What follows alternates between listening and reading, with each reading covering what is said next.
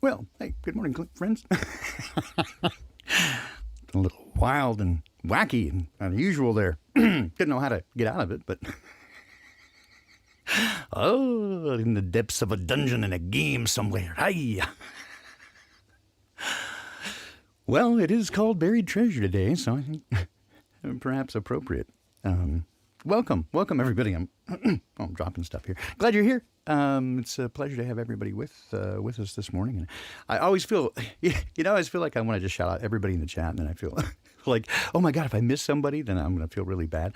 Don, welcome. That's good to see you this morning. And I apologize, I hadn't really meant to contact you the last couple of days, and I just have been just overwhelmed, and as you know, not feeling particularly well. I'll discuss that a little bit more. There's all sorts of stuff going on.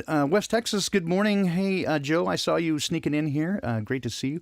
I'll try to get a hold of you this weekend as well. Hey, Winston and Rob, Cleveland. Hey, man, thanks so much and for all your support. And I love interacting with you. I know that we're supposed to get together as well. And I apologize. I really hope that I'll get my shit together. Next. Hopefully a few weeks. Anyway, Victor, really? Porn music? Nah, man, it's just a little wacky noodles. Let's see here. Flat Accord Music, man. Always great to see you, my friend. And Georgie, how are you? I saw some pictures of your lovely wedding.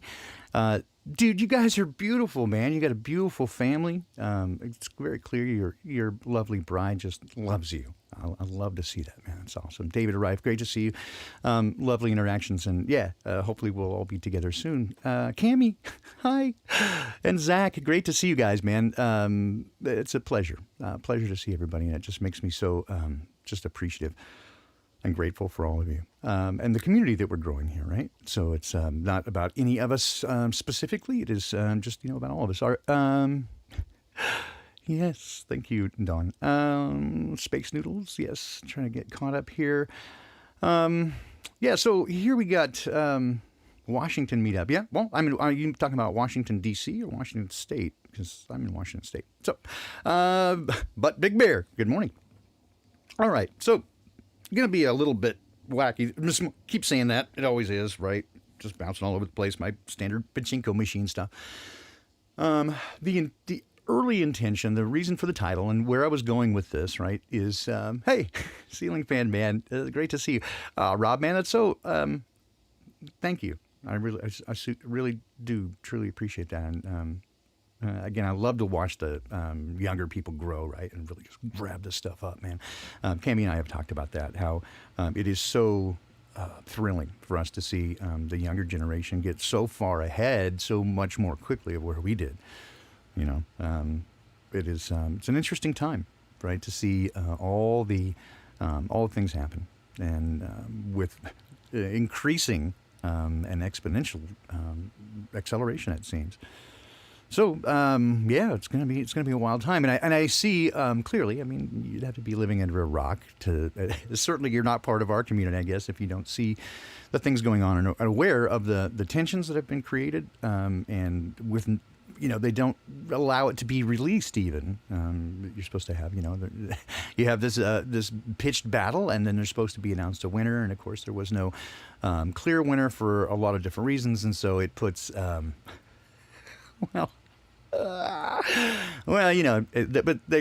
they can't release the fear, right? Because they can't give you a chance to rest or breathe or take too close a look at anything.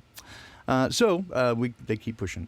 So it is a wild time to be alive, right? But it also means, and what was it? Who was it that said this? And I'm so sorry if I didn't, if I describe it to the wrong person, but I think it was Beth Martins that essentially said, we're here, depending on how you view things, from a couple of different ways. One, because you chose it, and if you did, then there's a reason for that. Or Dad chose it. And if he did, there's a reason for that, and he trusts you. Anders, that's so very kind of you. Thank you. I would serve you a cup of coffee right now if you were here. Thank you so much. And so, thank you, Dawn. I may share that later, right? Just it's kind of preaching to the choir, I suppose. But yeah, it is a strange time, and certainly, and I spent years, decades, literally, anticipating this. But then after a while, right, it just sort of like the boy who cried wolf. You see it so many times, you're like, oh, yeah, okay, we've heard that before, right? And just over and over, and you're like, yeah, okay, well, I'll believe it when I see it. And so you see that that the opposition, that those who are running things and running the show, are doing the things that we see that they're doing, and they are headed toward the outcome that we see that they're headed for. But we know that they operate at a glacial pace. I mean, we have to some degree the benefit of looking through a telescoped lens of the last few hundred years, and seeing the vector, right, and the confluence of where they go. But if you were in it, right, then certainly you could go a generation and not see more than a couple of steps, especially earlier on. And now you're continuing to see every day, right, things that would previously have taken decades to get done for their agenda. And this is why when we can continue to see this over time, they've gone from the glacial pace to freaking NASCAR, man, and they're headed toward Formula One, and they're not taking their foot off the gas. It doesn't seem as if this is what we've seen previously, which is an Overton window. You push it open, you let it close a little bit, but it sets the bar a little further, and you just continue to widen the window, and that's the point of all that. But this seems like that they're moving right without releasing the tension. So again, it'll be interesting to see, and I'm yeah, right, 88 miles an hour and 1.1 gigawatts. Exactly. So, so here we are. So the idea of this this buried treasure, again, what I had noticed is going through some of the stuff. So, again, for those of you who maybe new or haven't been here since the beginning, I'll give you the nickel tour of what we got going on here.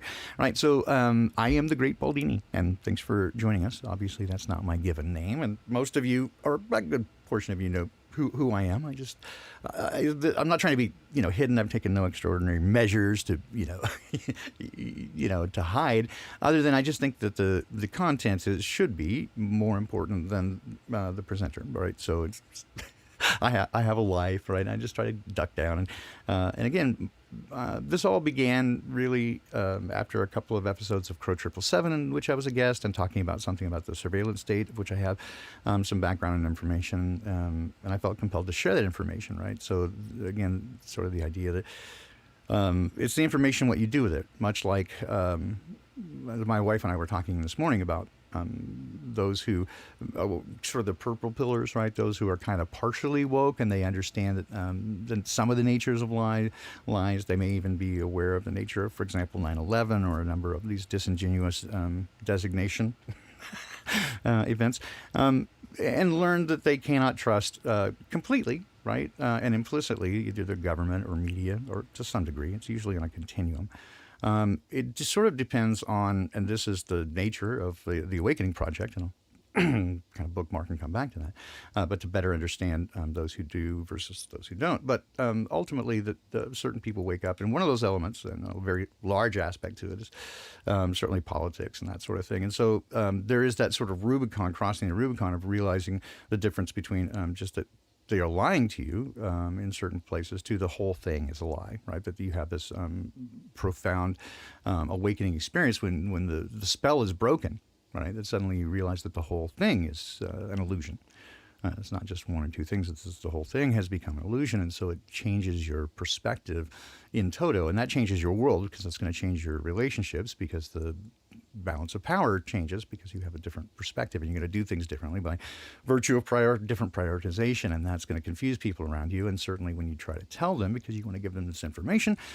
Right. And so this stuff goes on. And so when you advocate your power through the vote, that sort of stuff, right? So you sort of take on. So you're getting screwed by both sides, right? You're only kind of halfway in it. And this is the nature of the quote that I put up this morning, right? Which is Matthew 6, which is also the one that has the famous or now infamous Mandela effect of the Lord's Prayer. But a little later on, he's giving instructions to not just his disciples, but generally a large group of followers.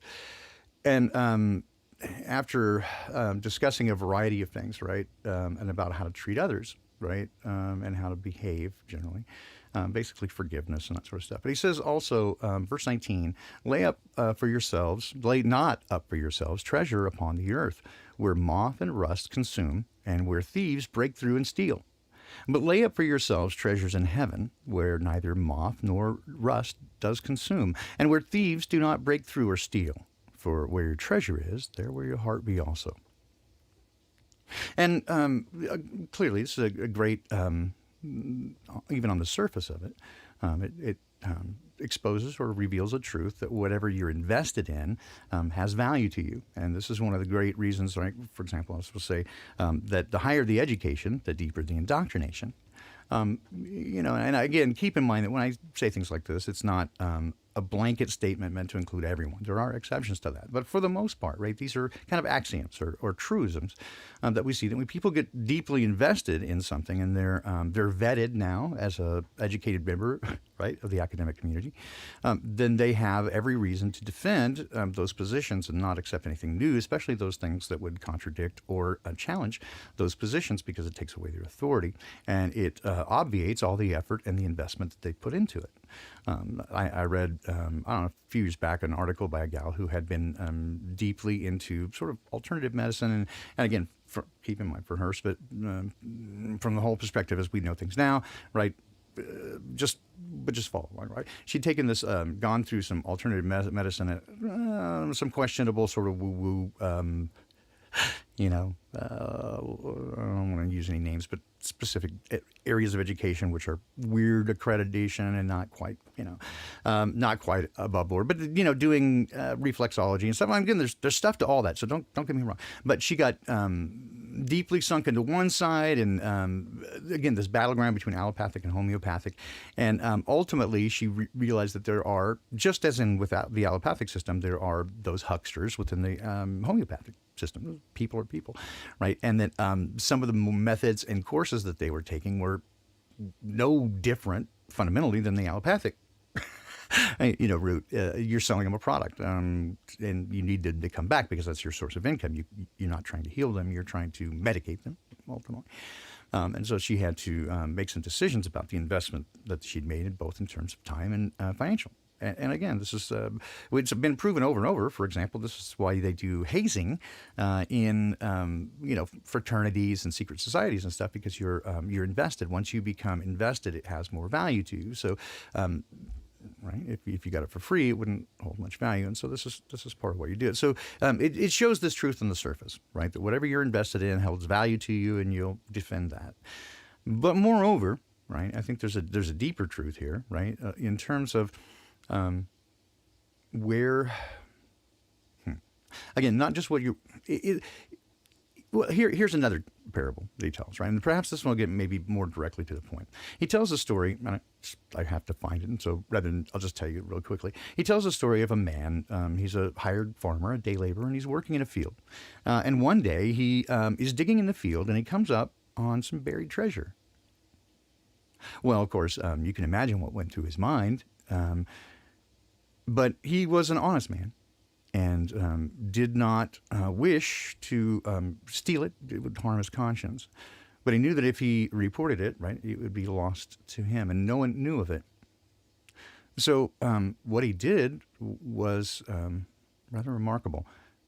He buried it again. But he began saving and scraping every penny and worked for a number of years until he had enough money to buy the plot of ground. He bought the plot of ground and the treasure with it. So the idea here, right, is, and there's a similar parable of the pearl of great price, right, that when you know that it's there, you'll exchange everything you have for something of great value. But it takes the ability to recognize that great value. That's the trick of the hidden treasure. And this is where I have said, again, many times, more than just to this group, that truth is often, again, gets buried and often under a pile of poop. That's a great place to hide it. You won't go anywhere near it. It doesn't devalue the gold, right? The gold that is buried beneath the poop isn't any less valuable. It's no less gold. Simply more difficult to get at, and requires that you have a bit more temerity to get there. You have to have determination. And it is not simply something that you pick up and you put in your pocket as an accoutrement.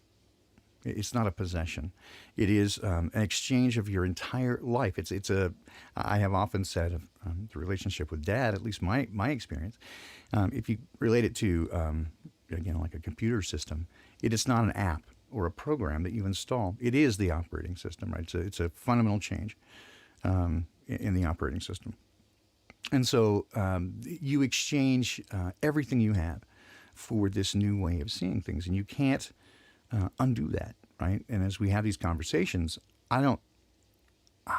nearly everyone I've met has asked the question, right? If you could, would you go back to sleep, right? Plug back in, eat the steak. With all that you know now and all that you've received, apparently I'm lagging a bit. Hope that clears up. Looks like I have a good stream, but you never can tell. And so, if you could, would you go back? Would you go back into the matrix if you could, and go back to sleep? I think everybody that I have talked to has asked the question, but no one would. Right?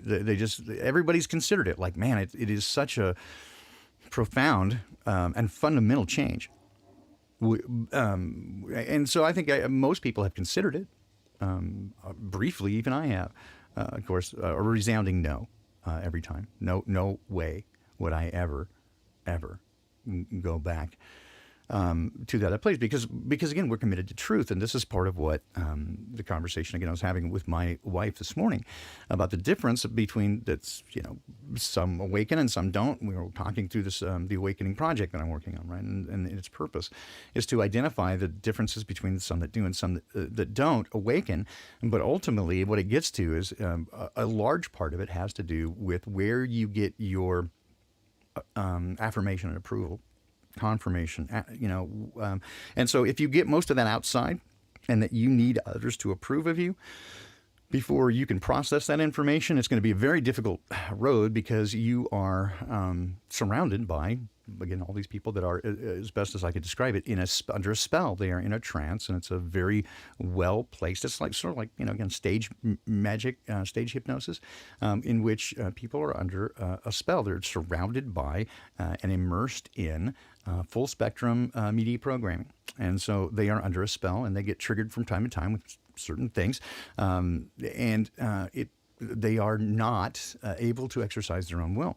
And yet, what seems to happen is, for most people within our community, there's a breakthrough moment, that first breakthrough moment, right? And once you accept the possibility that all may not be as it seems and as you've been told, once you awaken to that, then, Jason, they say ignorance is bliss. That's true, but you'd think there would be a lot more happy people out there. That were true.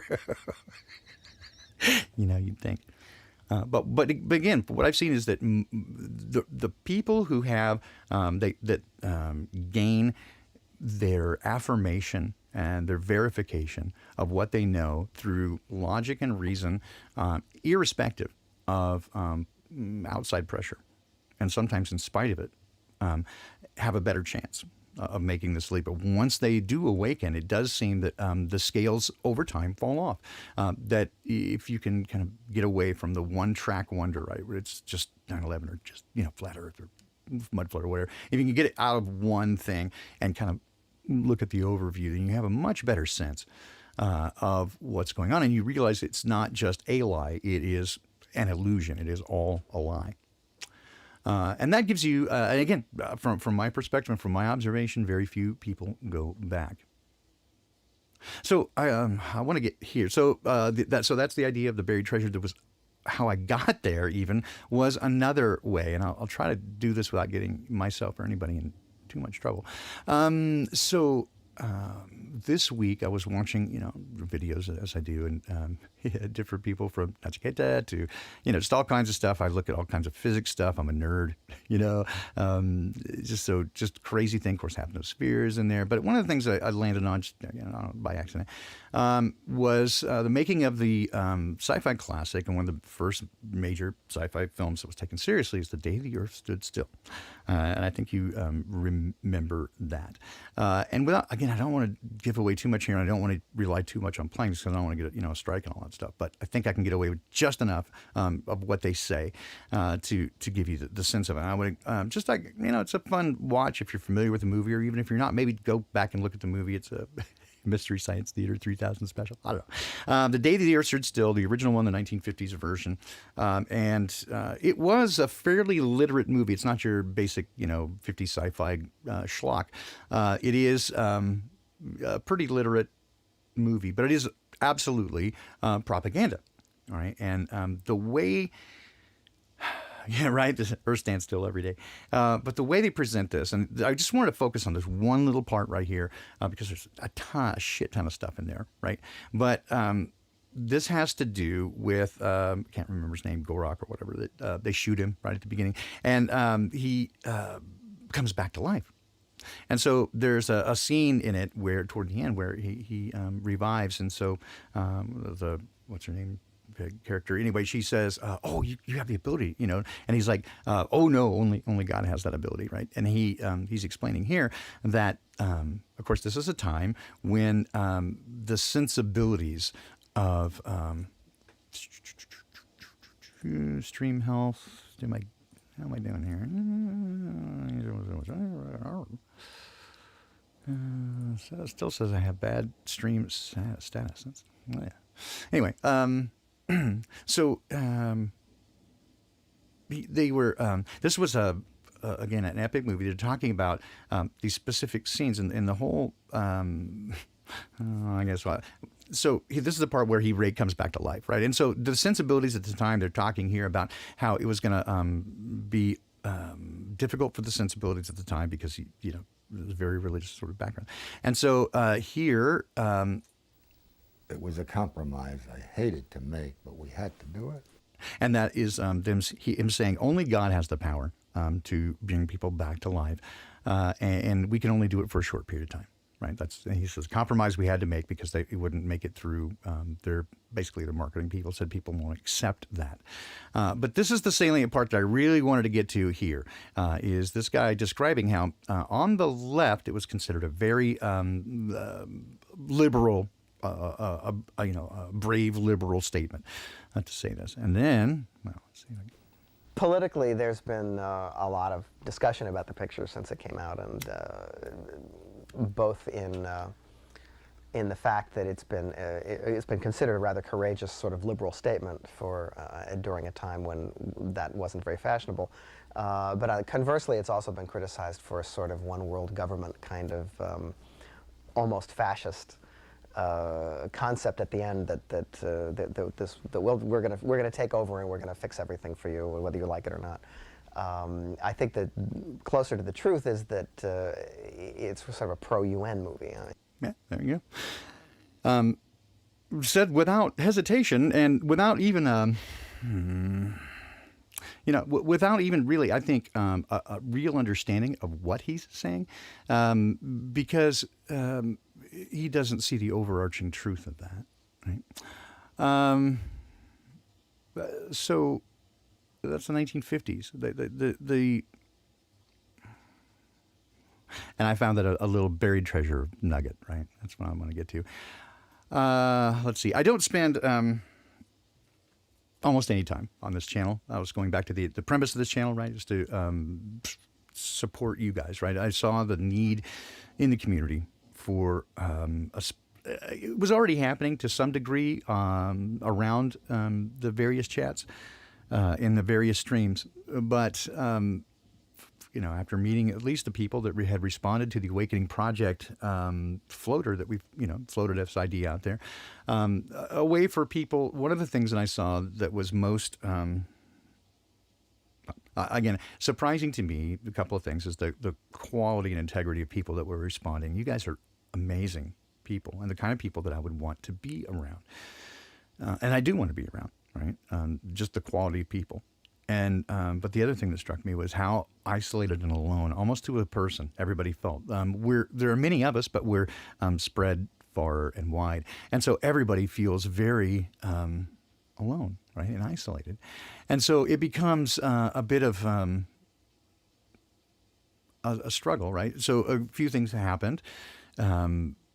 One was again. I just thought, okay, I started this channel to discuss the Awakening Project, and as it goes on, of course, it turned into something I didn't anticipate. So I haven't been working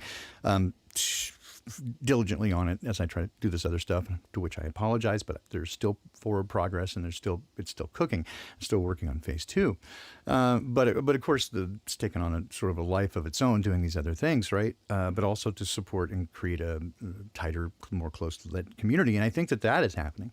And certainly as we continue to do that, and the changes happen around us as we consider these ideas of being more communal, not just in a virtual space, but in a physical space, and doing it online, kind of a communal living situation.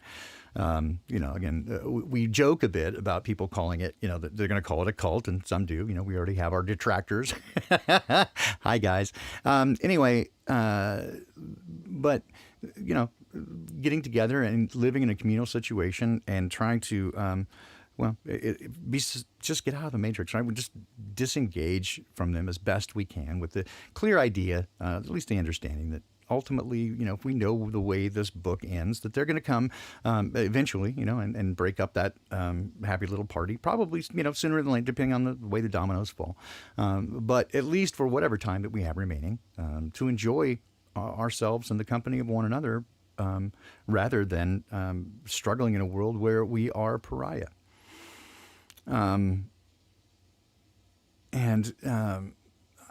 Again, I have come to a point now where I'm pretty much all in on that. And as you say most eloquently, JJ, fuck the fucking fuckers, right? I don't want any part of your system. I just don't. I'm not interested, right? I don't need to fight back. I don't need to take any revolutionary action or try to overthrow the government. I just don't want any part of it, right? I decline. I do not consent. I just don't want any part of you guys. I've seen what you're about, right? You never stop lying, and I don't want it. And so I trust you guys more than I trust them. Will there be problems? I anticipate. Yeah, people are people, and there's going to be issues. But if we can, again, act like higher-minded adults and behave from a place of love, I'm willing to give that a try. And again, I hate to mention it. It's kind of funny. There's an ongoing troll for some of these channels, right? Like, oh, they're trying to get your money. It's like, dude, I don't want your money. We might need some money to make the thing happen, and we'll try to pool our resources. But we'll see what comes there. I'm not asking, for anybody's money. I don't want to be in charge of anything.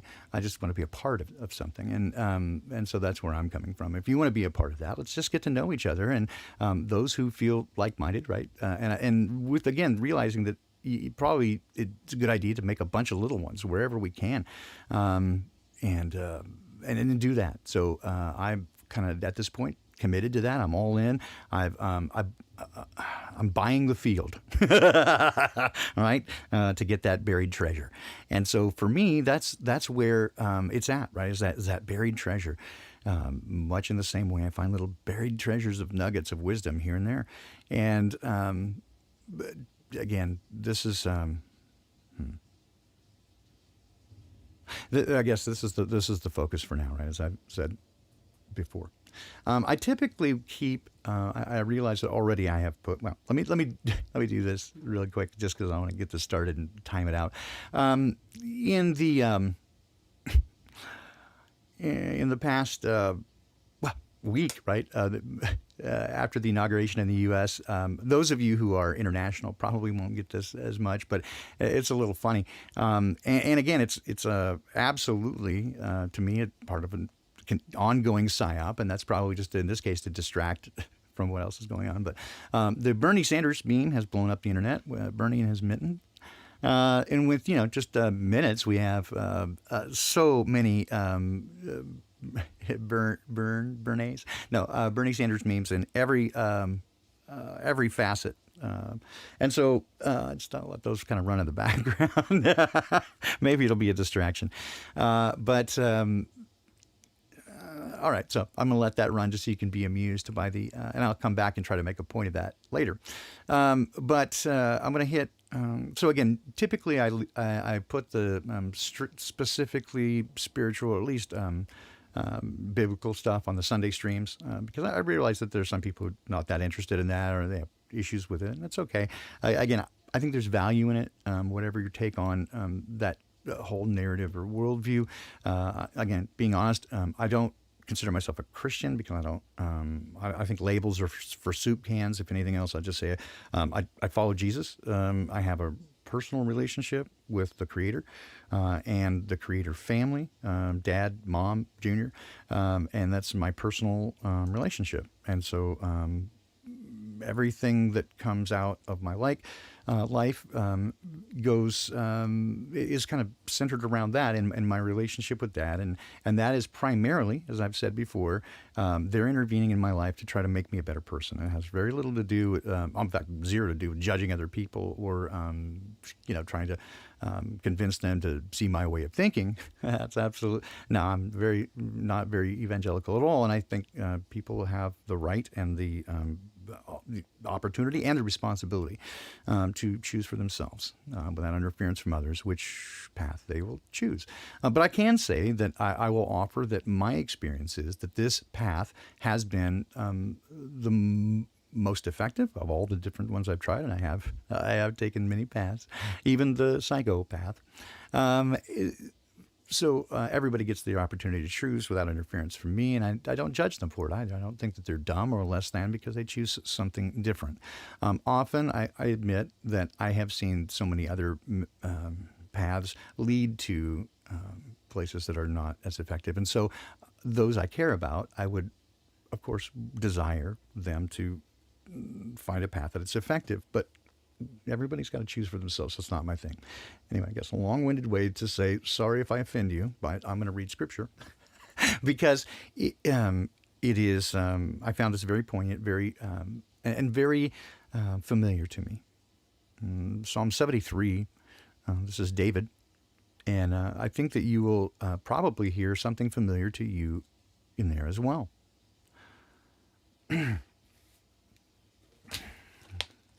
Because as we, I guess I'll just, spoiler alert, I've spent the majority of my life now, not all of it, majority of my life, and 20 years plus uninterrupted, pursuing my relationship with the Creator. And it creates, I will say, it creates all kinds of issues in your life. It upsets the apple cart pretty severely, right? I mean, again, if you're going to go buy the land, you're going to save your money and do everything and protect it and do all that sort. So it takes a lot of, it is not complicated, but it is not easy. And it instantly creates havoc in your life because there is an enemy, and the enemy wants to destroy you and doesn't want you anywhere near Dad in that relationship. So who's the masked old guy? That's Bernie Sanders. And I said, you may not understand the meme if you're not familiar with the U.S. political system, but it's funny to those of us who, anyway, so let's see. Yeah, so I having spent a great deal of time doing this. So when you choose this road, right, one of the central themes is love, right? To love the God with all your strength, all your mind, all your spirit, all your heart, and to love your neighbor as yourself, which also says that you should love yourself, which is a difficult proposition. But that's basically it. That's, like I said, it's not complicated, but it's not easy. It's a very difficult proposition to love the unlovely. But after a while, you realize that those are the ones that need it the most, because hurt people, and the most often the most dangerous people are those who have been the most wounded, and they are the most in need of love. And so it's often, again, a very difficult proposition to love the unlovely. But you also find yourself that, again, people will often mistake kindness for weakness. And they don't understand the nature, again, of power. And I've talked about this before, about power under versus power over. And the mistaken idea that power needs to coerce or force, because that's not power. That's a position of fear, not power. And if you have power and do not harm those around you, right, that is character. If you do not harm those around you, but you have not the power to do so, that's not character. That is, you're just weak. You're a cuck. Yeah. So, hey, good morning, Joey. I like that OJ one, right? It's going to take a stab at it. Anyway, if it doesn't fit, you must quit. So, anyway. So so you get you'll get abuse, right? And there's always often the temptation to want to fight back, right? You know, I'm going to get them back. I'm not going to let them get me. And really, again, I follow the words of Jesus, and he said, hey, if they take your coat, give them your shirt, and if they force you to go a mile, go 2, and do good to those who want to harm you, and love those who spitefully use you. That's a challenging proposition.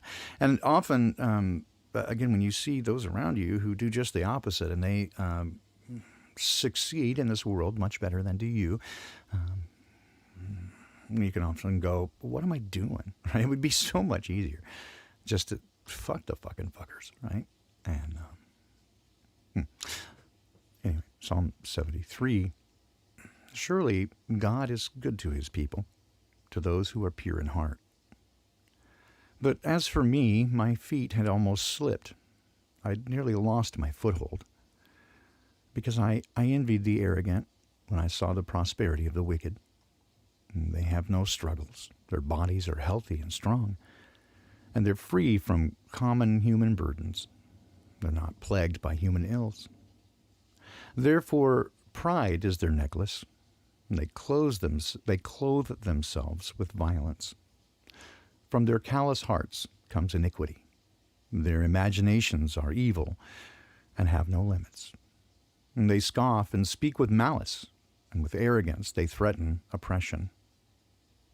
Their mouths lay claim to heaven, and their tongues take possession of the earth. Therefore, their people turn to them and drink up waters in abundance. They say, how would God know? Does the Most High know anything? This is what the wicked are like. Always free of care, they go on amassing wealth. Surely in vain I've kept my heart pure and have washed my hands in innocence. All day long I've been afflicted, and every morning brings new punishments. If I'd spoken out like that, I would have betrayed your children. When I tried to understand all this, it troubled me deeply until I entered the sanctuary of God. And then I understood their final destiny. Surely you placed them on slippery ground, and you cast them down to ruin. How suddenly are they destroyed, completely swept away by terrors. They're like a dream when one awakes. When you arise, Lord, you will despise them as fantasies. When my heart was grieved and my spirit embittered, I was senseless and ignorant. I was a brute beast before you. Yet I'm always with you, and you hold me by my right hand. And you guide me with your counsel, and afterwards you will take me into glory. Whom have I in heaven but you? And earth has nothing I desire besides you. My flesh and my heart may fail, but God is the strength of my heart and my portion forever. Those who are far from you will perish. You destroy all who are unfaithful to you. But as for me, it is good to be near God, because I have made the sovereign Lord my refuge, and I will tell everyone of your deeds. Psalm 73, again, to me, very apropos to the situation around us. Psalms is man, I've been really digging into it of late. I do Proverbs on Sunday mornings, but occasionally break out some of the Psalms too, because some of them are so dead on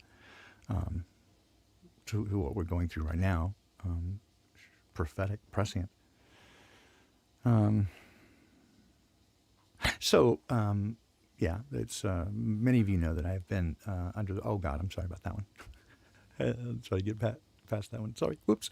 I just had a bunch of them downloaded. Close your eyes if you're sensitive. Whoops. And the next one doesn't make any sense either, because that was actually part of a one where I saw there was crochet Bernie. So that's what the cat's about. Sorry. All right. Yeah. So I was saying, boy, the struggles, right? As I draw ever closer during these times of crisis to the Creator, and become more intimate and more dependent on Dad to give me what I need, to give you what I can, and taking on the responsibility of doing what I can to share what I'm able. Right? I don't consider myself a teacher or a leader. Brother. Crazy uncle in the basement. But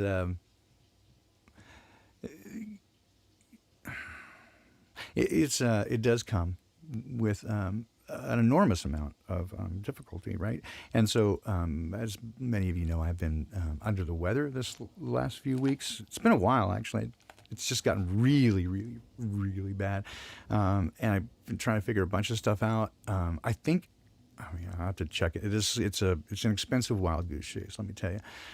But putting some things together, and I've got some suspicions that what we're looking at here is a combination of heavy metal and electromagnetic radiation poisoning, due to the very, very high levels of electromagnetic radiation where I'm at, as well as an enormous amount of chemtrailing.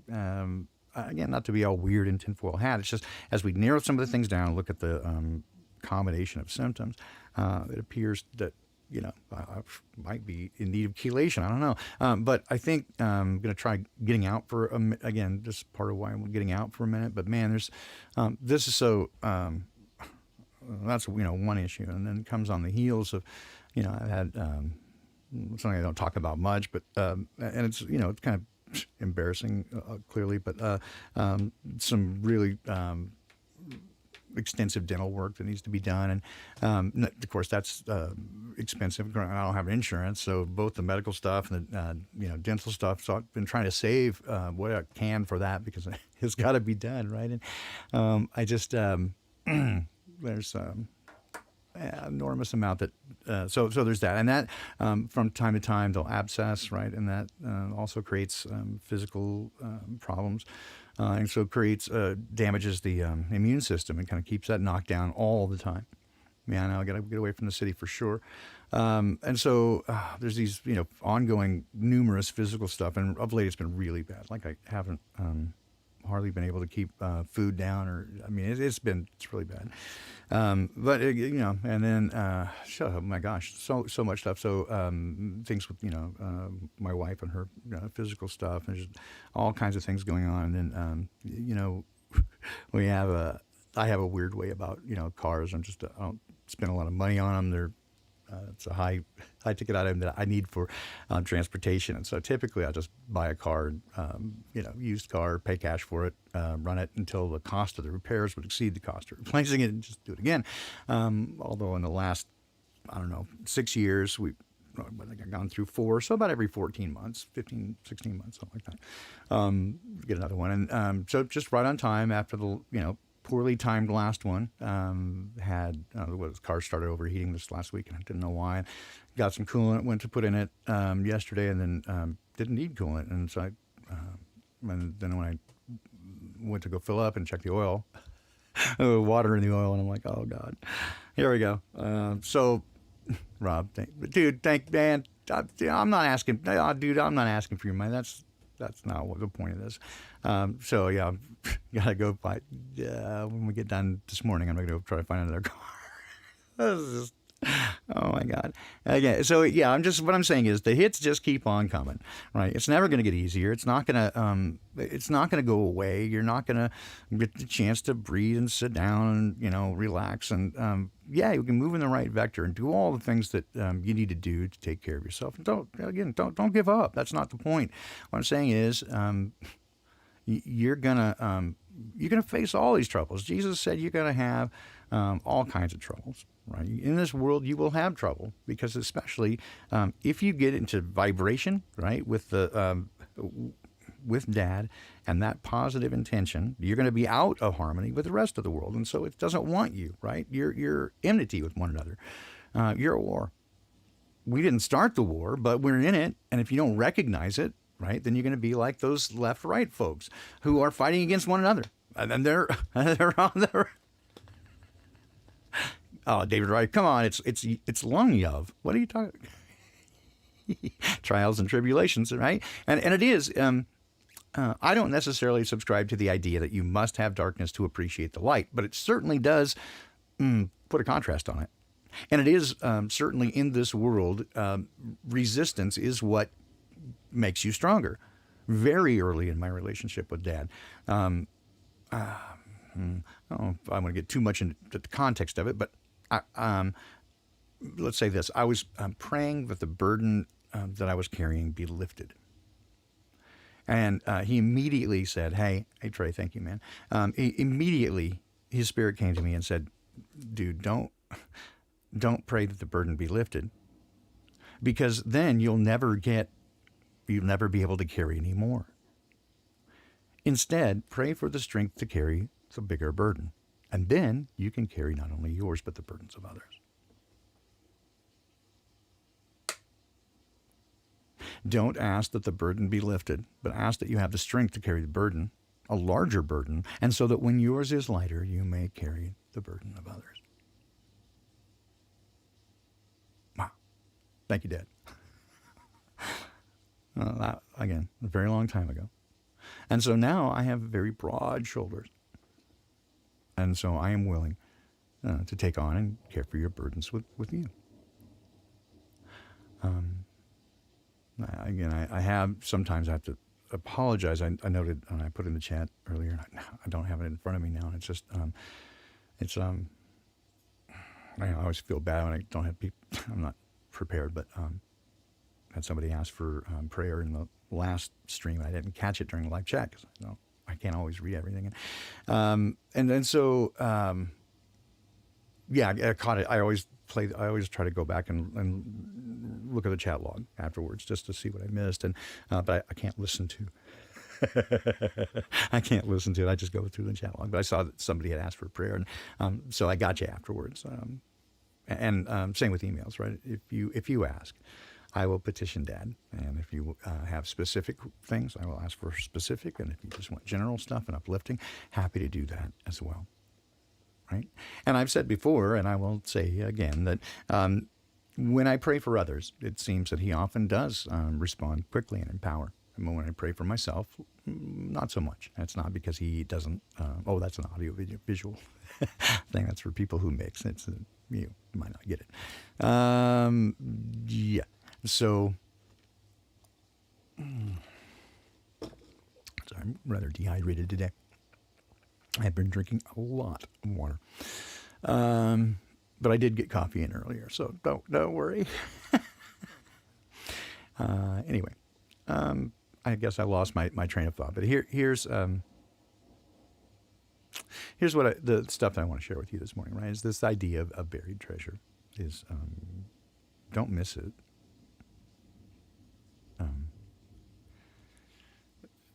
Keep your eyes out for it. Look diligently, right? It is the glory of God to hide a thing, and it's the glory of kings to seek it out. Love you too, Thunder Chicken. You're awesome. And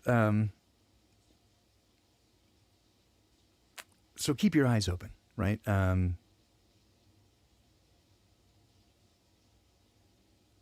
Look for those bits of buried treasure. they can be immensely valuable. Little bits and pieces I pick up here and there.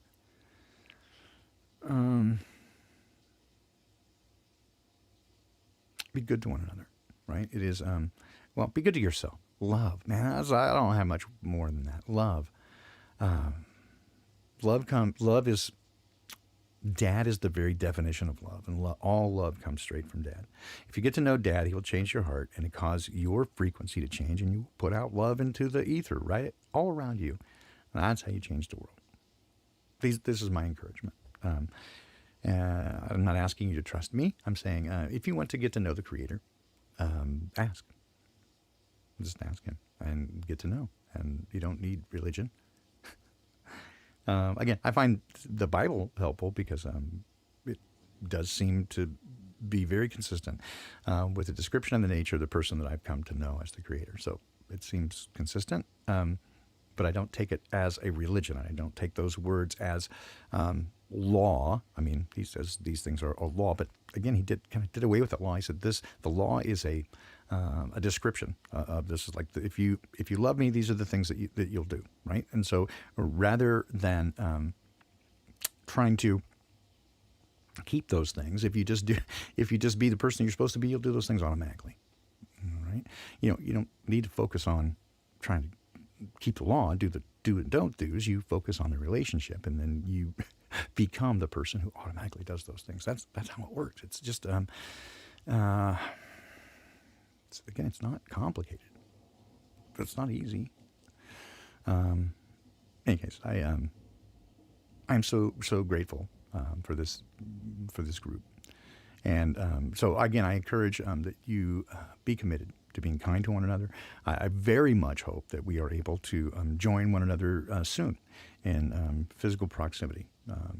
And whether you get to join with me or you guys join with each other in different places around the world, let's. I think our chances are better, and to enjoy life, not just chances to survive, but to enjoy life. At this point, survival. Honestly, I kind of lost most of my self-preservation instincts. I know that's bad to say, but I just don't threaten me with a good time. If moving on gets me out of this shithole, woo! I'm not going to punch my own ticket. That's not the point. The point is that I'm not thrilled. I'm not going to fight to stay here, right? And I won't compromise my principles to stay here. That's just not. I don't want it. So,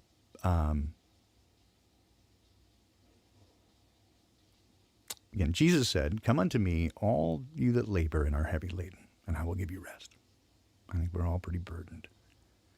That's an open invitation. I feel it's kind of awkward. I feel like I'm crossing this. Don't cross the streams.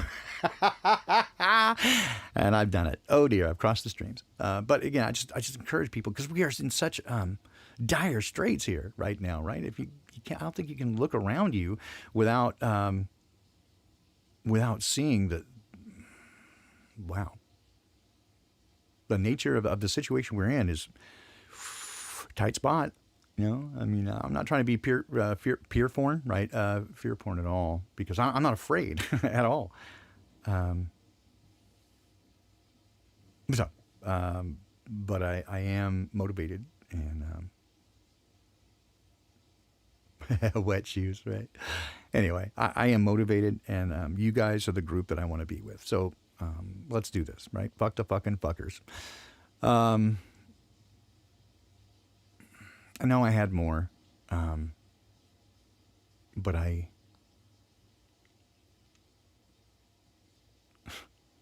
don't know. I guess I'll save. I'll reload and save it for tomorrow. I'll be back tomorrow at 7 a.m. for Ancient Wisdom for a Modern World, and as we dig into more, Proverbs and probably some Psalms as well. And then tomorrow evening at 5 p.m. for, I think it's sort of scriptural this week. I think. I never remember anymore. It's all been so convoluted. But I guess back to this. If you would, I would just ask, for your prayers. I know Tony thinks I'm trying to get all of your money. care about your money. I mean, I appreciate it when you guys send it, but I don't. As you know, I rarely ask for anything except for others. That's not my way. I trust Dad. He's got it covered. Yeah, anyway, I would just ask if you have a moment and you're so inclined, just pray for us, my wife and I, again, that we have the courage to continue going and I don't know, just the resources to make it through this and try to get all this stuff together.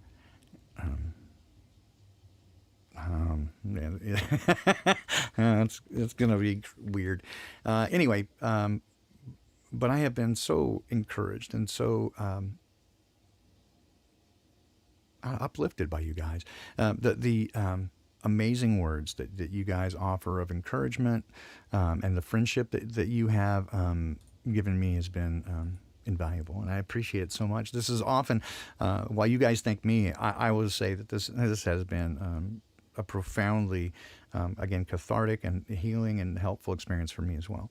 And so I love that we can gather here weekly and spend this time together. And I thank you so much for coming. And I clearly I couldn't do it without you because it would be pointless. But I'm so grateful for each of you. And so glad that you're here. Just some ideas coming up, right, is to try to facilitate more contact communication. I want to try to see if we can put together, Winston, thank you. Thank you. To put together maybe some group calls or something like that, and just kind of try to tighten this up a little bit as we prepare to perhaps live in close proximity to one another and consider some of those ideas. So I want to try to start in the coming weeks putting together weekly, if we can, or maybe semi-weekly, Zoom calls, Skype calls, whatever, such that we can kind of talk about our sense about it, our motivation, the things that we desire, and we'll try to get a plan together. Man makes plans and God laughs, but I trust him to help us sort through it. So if you're interested in that, again, just send me a note via email. I'll try to edit the show notes here as we end and put all the contact information and that sort of stuff. So with that, I think I will. We're at the top of the hour now. I just spend a moment and say thank you again for everybody's concern for myself and again for Rose. Chatted with her this week. She's on the mend. She's doing better. It's a slow process. I mean, she kind of knows what her thing is, right? I don't quite 100% know what mine is. I'm taking some stabs in the dark and trying. Oh, Melanie, thank you. You guys, crazy cool. Put me in tears over here, but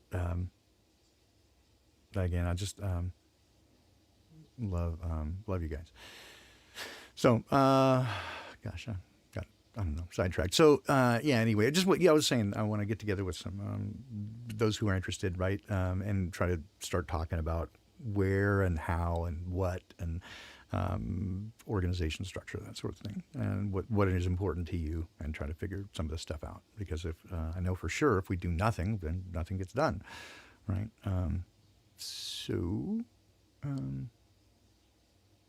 There you go. All right. I'm going to wrap up now. I think we'll drop some tunes on you on the way out. Do you have any last minute questions, guys? Hey, Joe. Thank you, man. I appreciate it. Rob, thank you so much. Doc, you guys, Gravy Holic, Spicy Sierra, Guitar Bear, Rob, Butt Big Bear. And I just, Melanie, I appreciate you guys so much. I truly do. And,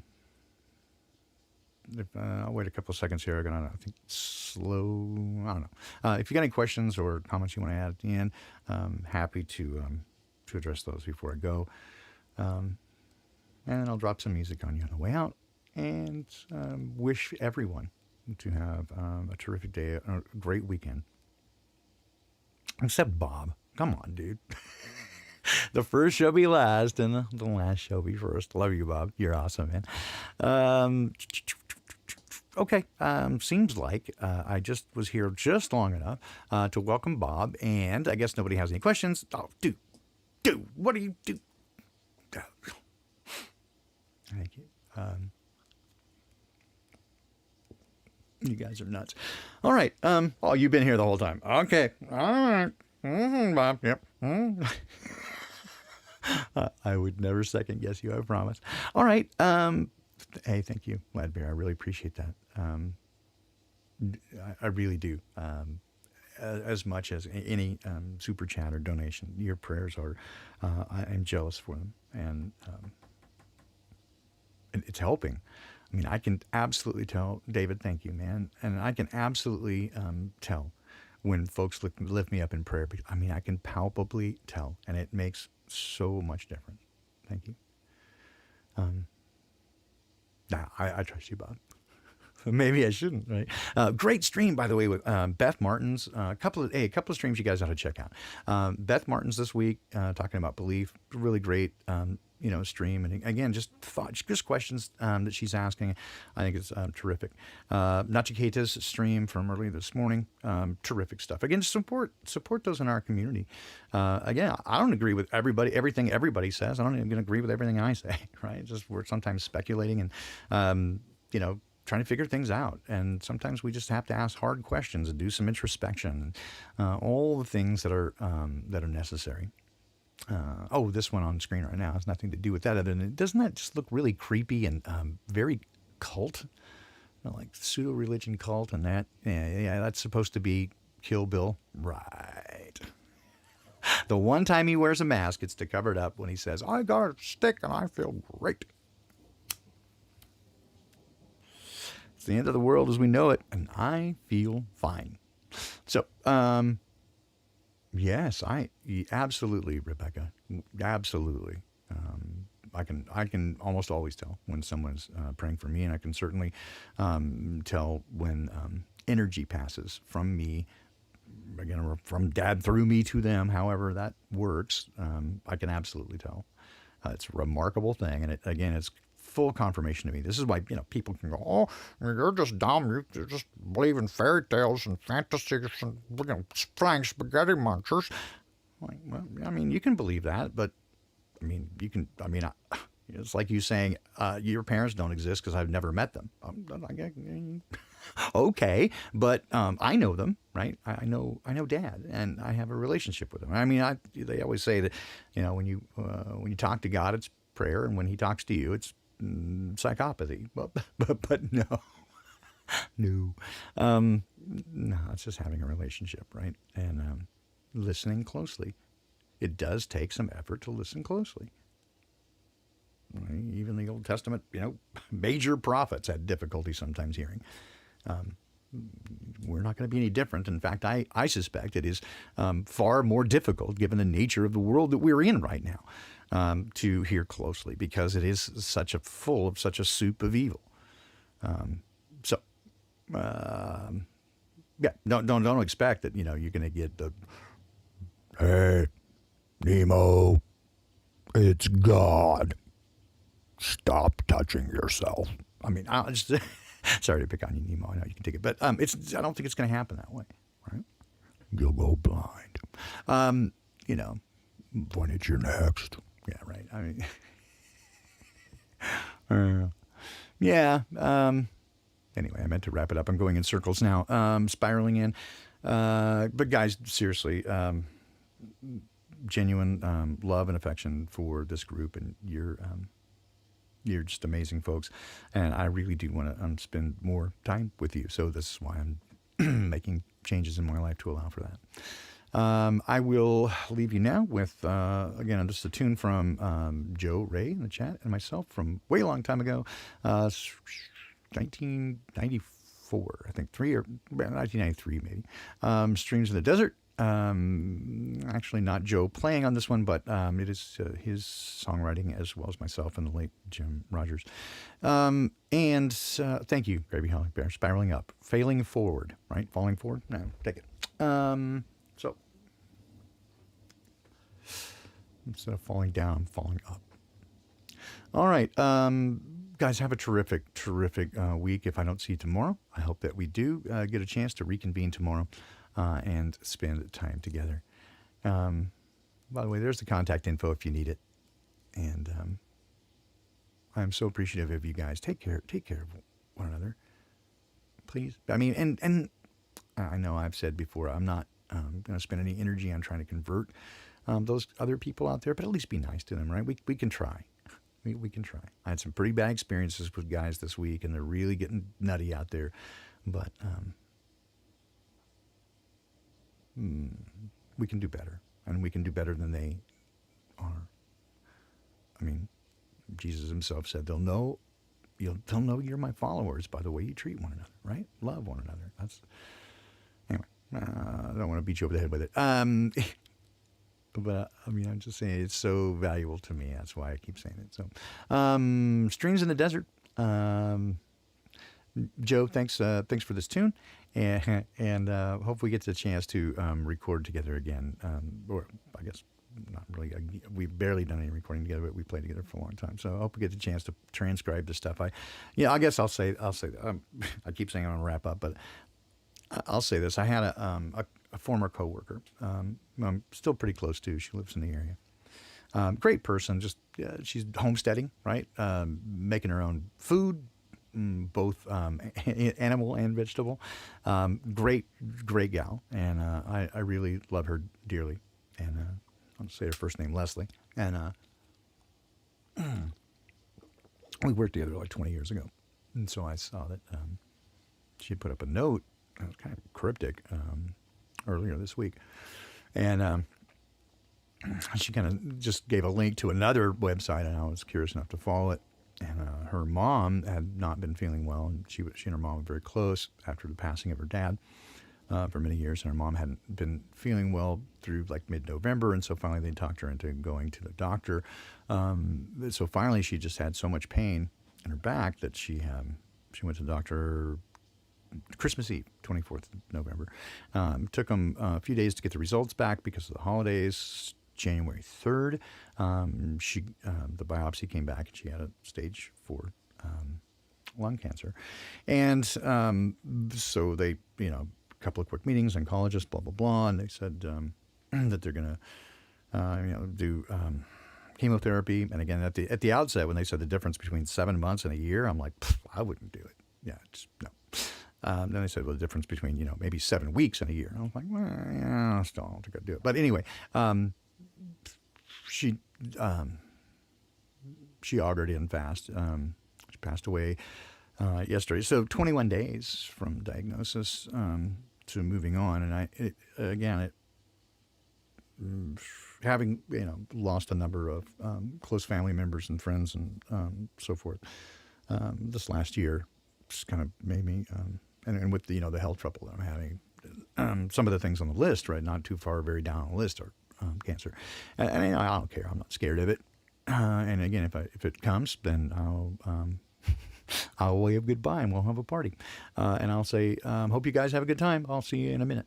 So no problem. But it did occur to me that 21 days wouldn't be near enough to try to transcribe some of this 40-year-old music of Joe and I, and to take care of people the way that I would want to. And so, Don, what are you doing? You don't have that. Come on, take it back. Anyway, it just got me thinking, right, that life is fragile, and you never promised anything more. And so it just made me really want to move forward with all these things, with getting together and living with you guys, right, with getting back together with Joe and recording the stuff, because we're not promised. Right. Again, I'm not scared of this health stuff. It's just an annoyance. I'm not scared of it. I'm scaring the crap out of my wife, I'll tell you that. Because we don't know what it is, and it's so weird, but and it's awful, right? I got to say, it is awful, no question about it. But I'm not, I'm not afraid of any of that crap. There's nothing that scares me. The only thing that really scares me is that I lose my sense of direction. Anyway. Scroll back up and see if I missed any question. I asked for questions. If you have it, I would be bad. I would feel really bad if I asked for questions and missed it. Everybody's just intending that I wrap up, and that's probably a good idea. All right. Hey, thank you, Don. No, I do appreciate you, and I know that you're going through it right now. So, continuing to hold you up in my prayers as well. All right.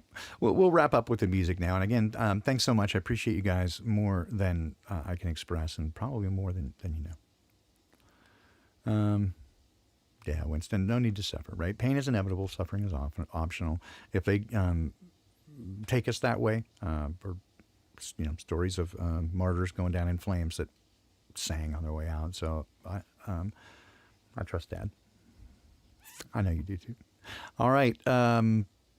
Throw little tunes at you. Get the fuck out of here, and I'll see you tomorrow morning. I love you guys so much, and but if you would please do keep me in prayer. I need it. Thank you.